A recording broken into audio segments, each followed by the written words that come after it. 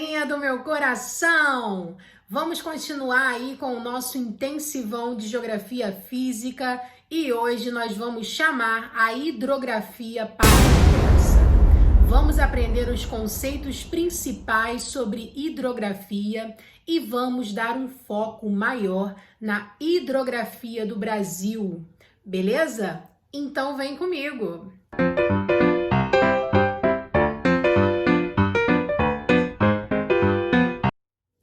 O que é um rio? Você sabe o que é um rio? Vai saber agora. Um rio é qualquer água que escorra na superfície terrestre. Qualquer água doce vai ser chamada de rio. Olha que interessante, hein? Dei uma confusão aí na sua cabeça, não dei? Mas você percebeu que eu falei? Escorrar. Escorrer, ó. Montanha, desceu, ó, escorreu na superfície. Água doce, pescou o que eu disse? Então, exatamente isso.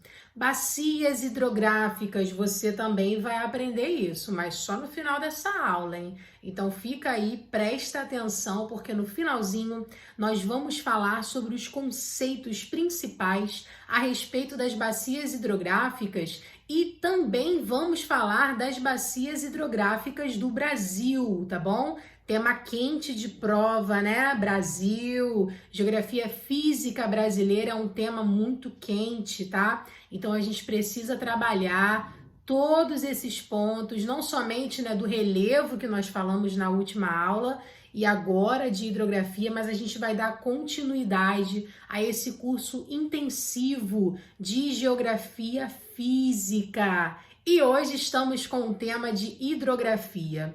A hidrografia ela é uma ciência e também é um ramo da geografia, né? Não somente da geografia, mas ela é um ramo de outras ciências, porque ela estuda os rios, né? Ela estuda as águas, né? Hidrografia, ou seja, o estudo da água. Então ela não vai estudar só os rios, né? Hoje a gente vai falar a respeito dos rios, mas a hidrografia é o estudo da água, né? Dos cursos d'água, né? Dos corpos d'água. E a gente vai dar um foco aí sobre todas as características de um rio. E para começar essa discussão, eu quero falar sobre o regime dos rios. Os rios têm 3 regimes, anota isso aí, hein? Nós temos o regime pluvial, que é quando o rio é abastecido por água da chuva, ó, pluvial, vem de pluviosidade, pluviômetro, então você já sabe que é chuva. Então um rio que tem o seu regime pluvial, ele é abastecido pela água da chuva. Temos também o rio nival, ó, nival vem de gelo. Então o rio que tem a origem de suas águas do descongelamento de geleiras ou de neve, ele vai ser chamado de rio de regime nival. E o terceiro regime de um rio, né, a terceira opção, o terceiro tipo, é o regime misto. O regime misto, ele vai misturar os dois, né? Ele vai ser um rio que tem como origem de suas águas a pluviosidade, que é o regime de chuvas, e também o regime nival, né, que é o descongelamento das geleiras e da neve. Então vai ser um rio que vai ser aí abastecido de duas formas, né? Ele vai originar as suas águas de duas formas. Um exemplo de um rio misto, né, é ele, o famoso rio Amazonas. O rio Amazonas, ele nasce no Peru, né, na Cordilheira dos Andes, nos Andes peruano, e a nascente dele vai dar um outro nome para ele, né? O rio Amazonas, ele tem vários nomes, né? O primeiro nome que ele vai receber é o Vilcanota, nos Andes do Peru. E depois ele recebe as denominações de Ucayali, todo mundo adora brincar com esse nome, Urubamba e Maranon. Depois de Maranon, aí sim ele vai receber o nome de Solimões, quando ele entra no território brasileiro. E é uma coisa linda, né? Porque ele entra no território brasileiro sendo um rio nival, um rio de regime nival. Aí ele encontra com o Rio Negro, que é um rio de regime pluvial, e juntos os dois vão formar o Rio Amazonas. Aí sim nós podemos dizer que o Rio Amazonas é um rio de regime misto. Olha ele aí, que coisa linda, né? Tá vendo aí? É um rio imenso. Agora nós vamos falar sobre a drenagem dos rios. Existem dois tipos de drenagem. Nós temos a drenagem exorreica e a drenagem endorreica. Presta atenção na palavra, ó, exo é de externo, endo é de interno. Então, quando a drenagem ela é exorreica, eu estou querendo dizer que esse rio deságua em um oceano. Quando a drenagem é endorreica, eu estou querendo dizer que o rio deságua em um outro rio.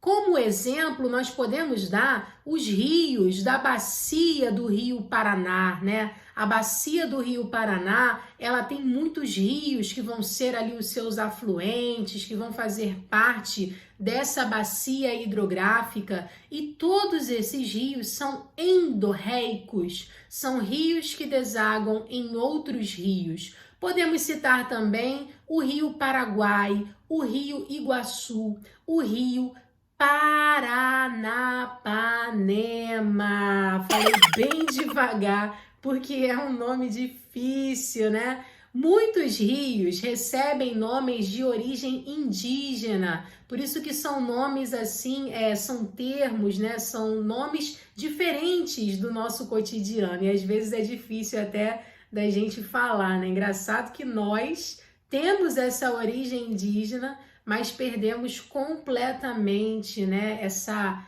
matriz no idioma, essa matriz no nosso dialeto. E tudo que nos restou, que bom que alguma coisa nos restou, né? São os nomes. Às vezes tem nomes de rua, nomes de lugares, nomes de rios, nomes de montanhas, que tem aí essa origem, né, tupi, essa origem guarani, essa riqueza indígena que ficou na nossa história. Agora a gente vai falar um pouquinho sobre os escoamentos. Olha só, quando eu falo escoamento, eu estou falando aí da porcentagem, do volume de água. Eu tenho dois tipos de escoamento. Pode ser o escoamento perene ou o escoamento intermitente. Quando eu digo que um rio tem o seu escoamento perene, eu estou querendo dizer que ele é um rio onde a sua água nunca acaba. Ele tem sempre água no seu leito, né? É um rio que não seca. Agora, quando eu digo que esse rio é um rio intermitente, aí eu já estou querendo dizer que é um rio que às vezes não tem água, às vezes tem água, né? Ou seja, é um rio que vai secar em determinadas épocas do ano. Professora, como assim? Como pode? Pode, você tem que analisar o ambiente, você tem que pensar aí no regime de chuvas, você tem que pensar nos aspectos de latitude, né? Qual é o tipo climático dessa região, como que a pluviosidade dessa região se comporta. Se for uma área equatorial, tropical, subtropical, são áreas que têm um regime adequado de chuvas, né? Que tem ali uma rotina pluviométrica.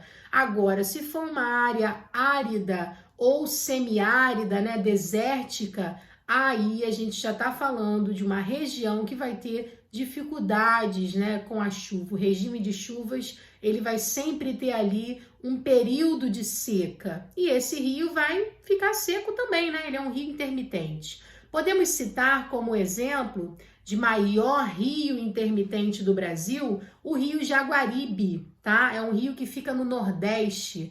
E os rios do sertão também, né? São rios intermitentes. Então, onde que nós vamos encontrar rios intermitentes no Brasil? No Nordeste brasileiro, nas regiões áridas e semiáridas do nosso Brasil. Bom, vamos falar um pouquinho sobre a coloração da água? Isso é muito importante, tá? Quando a gente fala de coloração da água, a gente está falando da cor mesmo que a gente está vendo. Se você está olhando ali um rio azulzinho, coisa linda, né? Ai, meu Deus, quero mergulhar nesse rio, que maravilha! É um rio clarinho, de cor azul. Que rio é esse? Por que que essa cor tá assim? A cor dessa água tá desse jeito?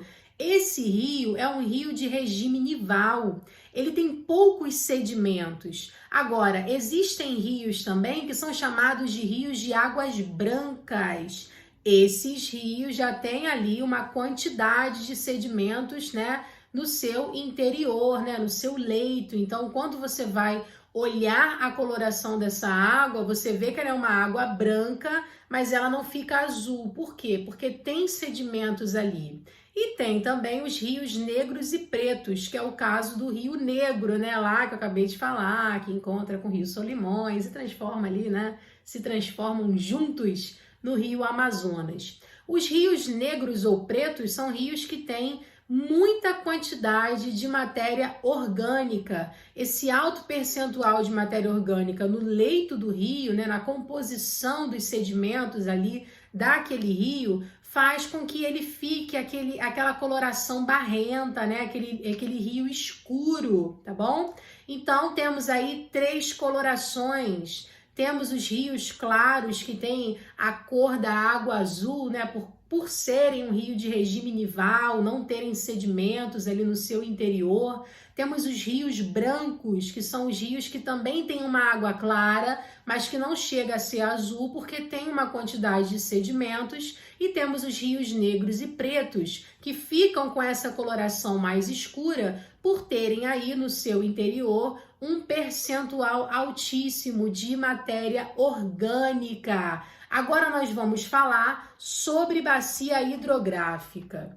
Vocês sabiam que todo espaço onde a água do rio corre é uma bacia hidrográfica? Muitos alunos meus já erraram essa delimitação da bacia hidrográfica porque eles acham que a bacia hidrográfica é somente o rio principal, tá? E não é isso.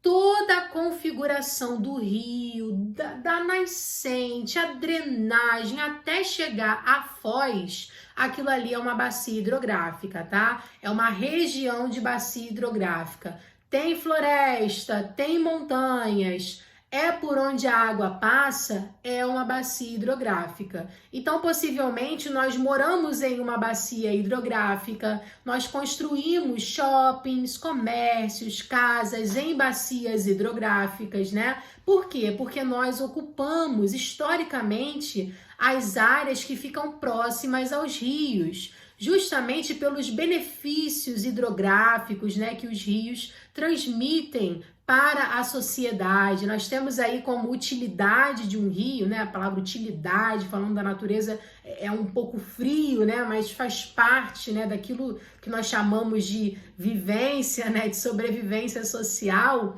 Então, a utilidade do rio pode ser a navegação, pode ser o escoamento de alguma mercadoria. Quando eu falo navegação, é óbvio que eu estou falando escoamento de mercadoria e também esse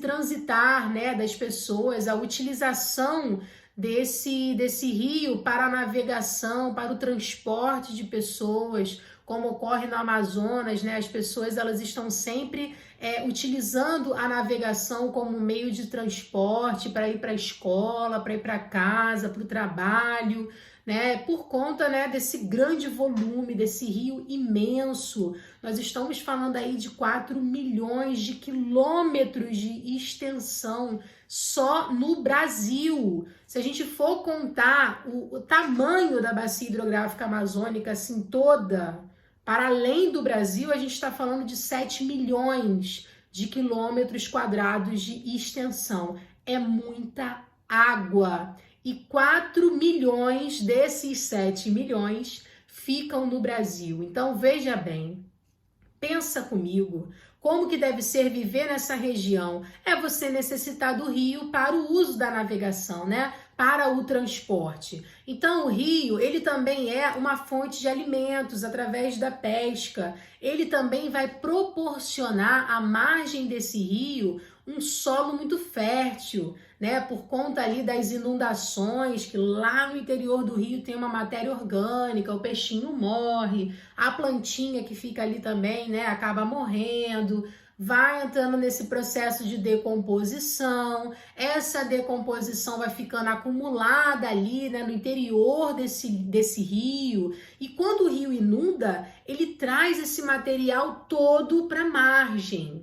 Nessa margem que tem sempre ali, quando esse rio não é poluído, né, tem sempre ali essa mata ciliar que a gente chama. Essa margem, ela tem um solo muito fértil.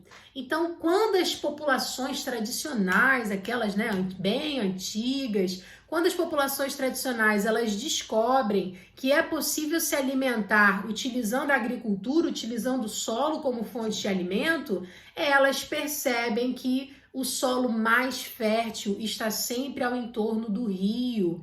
E o rio é onde você tem água, e você pode usar água para um monte de coisa, né? Água para beber, água para tomar banho, água para lavar roupa. Então o rio, ele tem muita utilidade. Estamos, por isso, sempre próximos a algum rio. Nossas casas, né, nossas cidades são construídas ao entorno de rios. Então, sim, todos ocupamos bacias hidrográficas e isso não é muito positivo, principalmente quando essas construções são feitas de uma forma irregular, são feitas sem estruturas, né? Então, quando o rio inunda, a gente acaba até classificando essa inundação como um alagamento, justamente por ter ali uma cidade, por ter pessoas, por terem casas, e isso gera um transtorno muito grande, perda de muitas vidas, né? Danos patrimoniais, danos da engenharia, das estruturas da cidade. Isso é um problema, né? Enchentes e alagamentos, inundações de rios são sempre um grande problema urbano. Mas o rio, coitadinho, o rio está inundando, que faz parte ali da sua estrutura, né? Do seu processo natural. Só que nós, meros mortais, estamos ali, ocupando essa área de bacia hidrográfica. Bom, já falamos sobre regime dos rios, já falamos sobre drenagem dos rios, já falamos sobre escoamento dos rios, já falamos sobre a coloração das águas dos rios, agora falamos um pouquinho sobre o que é uma bacia hidrográfica e vamos então dividir as partes do rio. Dá um bisu, dá uma olhadinha aí nessa imagem que está na tela do seu celular, do seu computador, do seu tablet. Observa comigo aí que existe uma divisão, tá, da estrutura do corpo do rio. Primeiro, nós vamos falar sobre o alto curso do rio, tá? Que tem grande declividade, os vales são sempre em V, V mesmo, letra V, tá? São vales altos. Nessa área do rio, a velocidade da água é muito grande, porque a gente está falando de uma área que tem um grande declive, né? Que essa água aí vai escorrer com toda a velocidade. Por conta dessa velocidade da água, né? Por conta dessa descida, sendo assim bem simples na explicação, por conta dessa descida, essa região vai sofrer um grande desgaste. É uma área de grande erosão. O médio curso, que a gente pode até chamar aí de meio dessa bacia hidrográfica, vai ter menores declives. Esse V, né, esses vales serão mais abertos. Essa fase de erosão vai ser uma fase de transporte. E temos também o baixo curso, que é uma área mais plana. Os vales são longos e rasos. A água, ela fica mais tranquila, tá? Você não vai ver aí uma grande velocidade dessa água. Vai ser uma coisa mais tranquila. E essa fase da erosão vai ser a fase da sedimentação.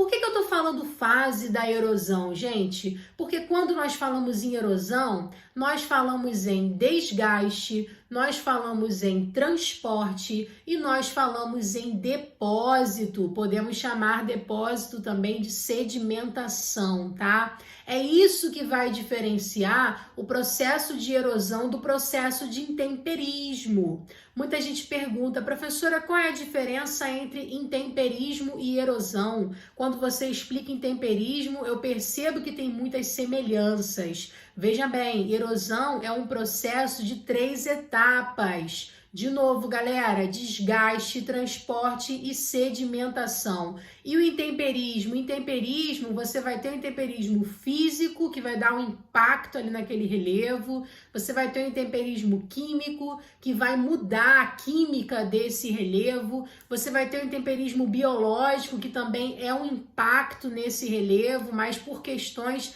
da biologia, seja ela animal, né? Seja ela através das plantas, né? Das árvores, das raízes, dos troncos. Então, o intemperismo, ele vai falar de transformação do relevo, mas ele não vai te explicar o que vai acontecer com os sedimentos que esse relevo vai perder. Isso é o estudo da erosão, tá? Então, a erosão, ela é feita de 3 etapas: desgaste, transporte e sedimentação, ou depósito, podemos chamar assim também.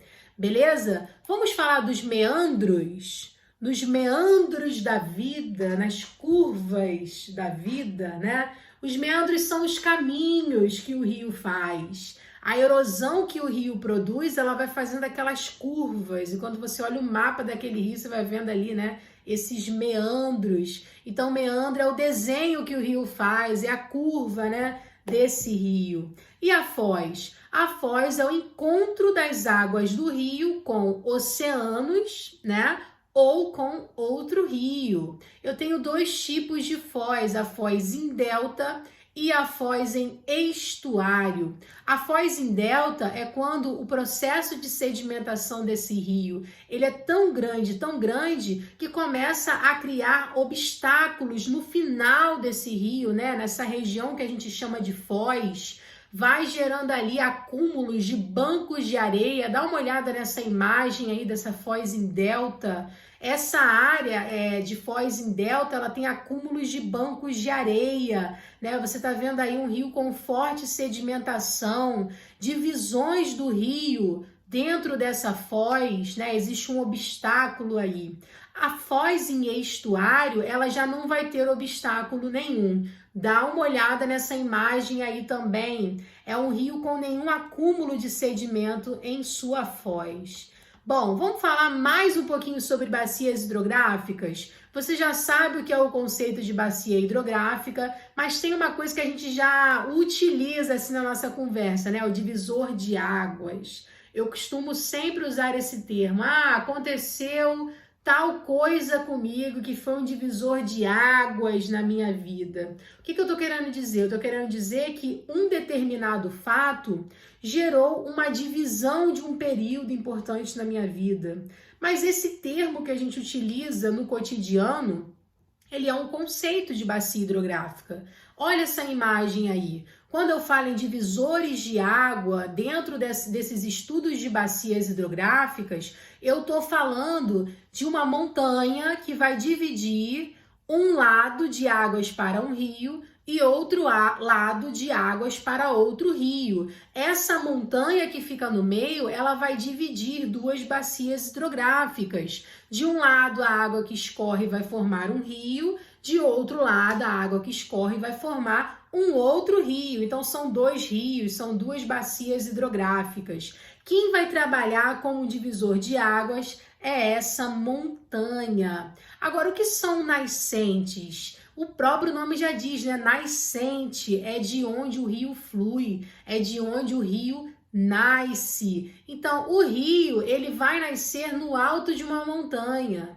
Esse processo, né, de cair ali a água da chuva vai gerar um desgaste, a formação de uma cabeceira, né, que é como se fosse uma piscininha, a piscininha que é formada ali na montanha, né, no alto da montanha. essa piscininha, ela vai gerar aí uma infiltração dentro dessa rocha. Quando chover muito, essa piscininha também vai inundar.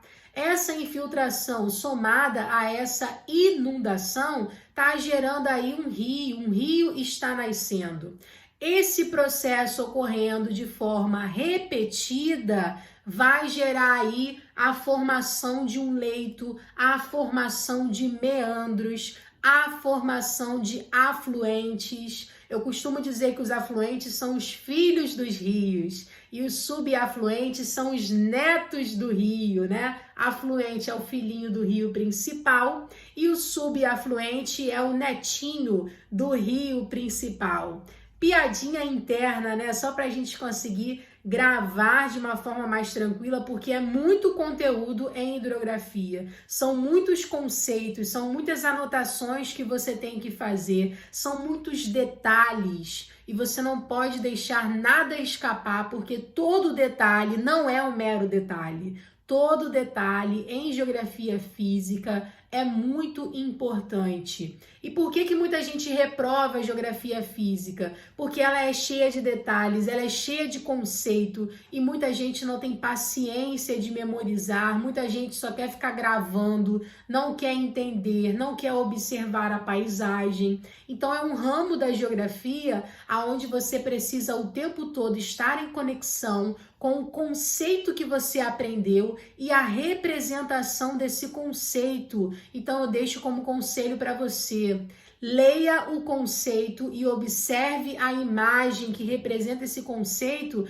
para que você visualize isso. Quando eu falar meandros, procura no Google meandros de um rio, veja a imagem, leia o conceito, olha para aquela imagem e memoriza. Ah, isso é um meandro. Quando eu ver um meandro de novo, eu já sei o que é um meandro porque eu visualizei. É justamente por isso que o trabalho de campo é tão importante no curso de geografia, porque o professor que está ali aprendendo para ensinar para você, ele precisa viver aquilo. Ele não pode ficar estudando rios dentro de sala de aula, ele tem que ir lá, ele tem que ver um rio, ele tem que ver a representação, né, a materialização de tudo aquilo que ele aprendeu. Então façam isso também. Agora que a gente não pode sair de casa, né, não pode curtir uma cachoeira, não pode passear por aí, olha pelo Google, usa a internet a seu favor. Bom, os afluentes, né, os filhinhos do rio principal, eles são rios menores, são rios de porte menor e vão abastecer o rio principal, tá bom? A foz eu já falei, mas vou repetir, é onde o rio deságua, tá? Ele pode desaguar em um oceano ou em outro rio. Agora vamos falar sobre Brasil. Vamos falar sobre as bacias hidrográficas brasileiras. Antes da gente falar sobre as bacias hidrográficas brasileiras, eu quero dizer duas coisas sobre o Brasil. Primeira coisa, que o Brasil bate uma bola em questão de água doce. Por quê? 14% das águas doces do mundo estão no nosso país.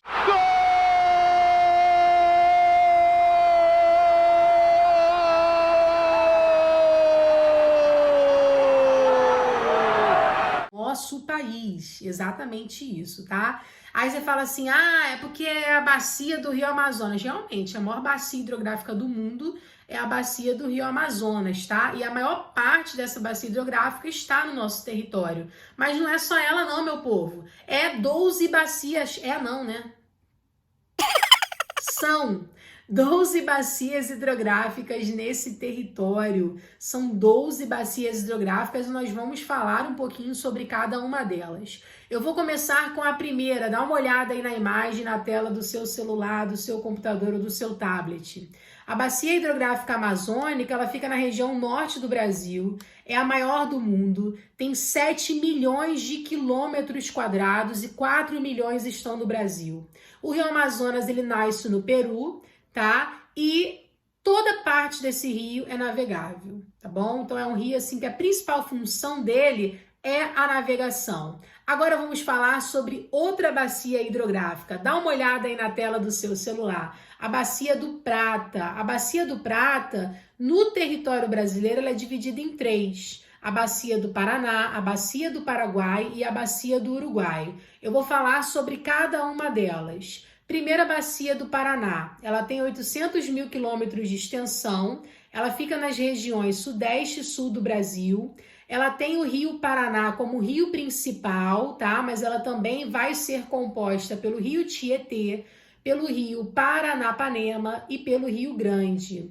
Ela tem as usinas de Itaipu e o Porto Primavera como coisas assim mais importantes dentro dela, tá? A rota de navegação que teve aí a construção de uma hidrovia entre o Tietê e o Paraná.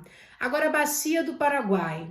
O Rio Paraguai é o rio principal. Ah, essa aí foi fácil, hein? Ela é composta, né, na planície. É composta não, ela foi formada sobre a planície do Pantanal Mato-Grossense. Ela tem rios navegáveis, ela tem 1 quilômetro de extensão, pequenininha, né? Agora, a Bacia do Uruguai fica na região sul do Brasil, com 180 mil quilômetros quadrados de extensão. Ela tem um importante potencial hidrelétrico e também a importância relacionada à irrigação nas atividades agrícolas. Agora vamos falar um pouquinho sobre a Bacia do Araguaia-Tocantins. Essa bacia hidrográfica ela fica nas regiões central e norte do Brasil. Vai banhar aí os estados de Tocantins, Goiás, Pará e Mato Grosso do Sul, tá? Tocantins tem um potencial hidrelétrico muito grande, é onde fica a usina de Tucuruí e um dia a bacia do Araguaia-Tocantins já foi afluente do Rio Amazonas.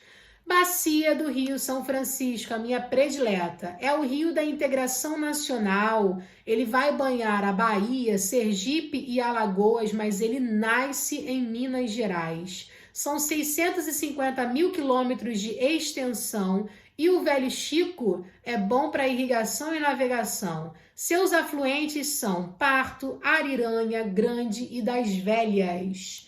Bacia do Parnaíba, tá chegando mais perto aqui da gente, hein? No sudeste brasileiro.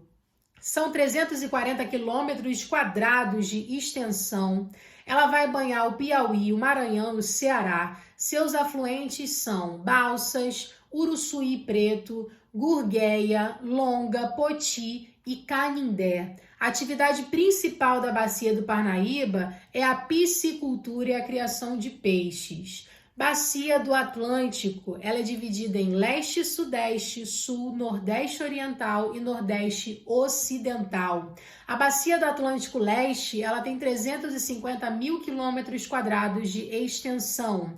Ela vai banhar o Sergipe, a Bahia, Minas Gerais e Espírito Santo. O seu rio principal é o rio Jequitinhonha. A Bacia do Atlântico Sudeste, ela vai ser composta pelos rios Doce, Itapemirim, São Mateus, Iguape, Paraíba do Sul e outros rios também, né? Esses são os principais. Vai banhar o Espírito Santo, Minas Gerais, Rio de Janeiro, São Paulo e Paraná. Ela possui 230 mil quilômetros quadrados de extensão. A Bacia do Atlântico Sul tem rios de pequeno porte, 185 mil quilômetros quadrados de extensão. Seus rios desaguam sempre no Oceano Atlântico. A Bacia do Atlântico Norte Oriental tem 290 mil quilômetros quadrados de extensão.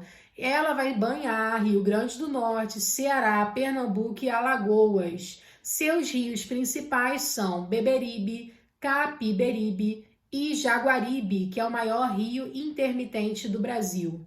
A Bacia do Atlântico Norte Ocidental, ela vai banhar Maranhão e Pará. Tem 255 mil quilômetros quadrados de extensão e seus rios principais são Rios Mearim, Rio Itaperucu e Rio Turiaçu. Bom, falamos aqui sobre as bacias hidrográficas brasileiras, falamos aqui sobre os conceitos principais da hidrografia e eu sugiro que vocês tenham anotado tudo, ou melhor, eu sugiro que vocês anotem tudo que foi dito aqui nessa aula, tá bom? A gente se vê nos próximos vídeos e temos muito o que falar sobre geografia física ainda, tá bom? Ó, beijo e fiquem bem!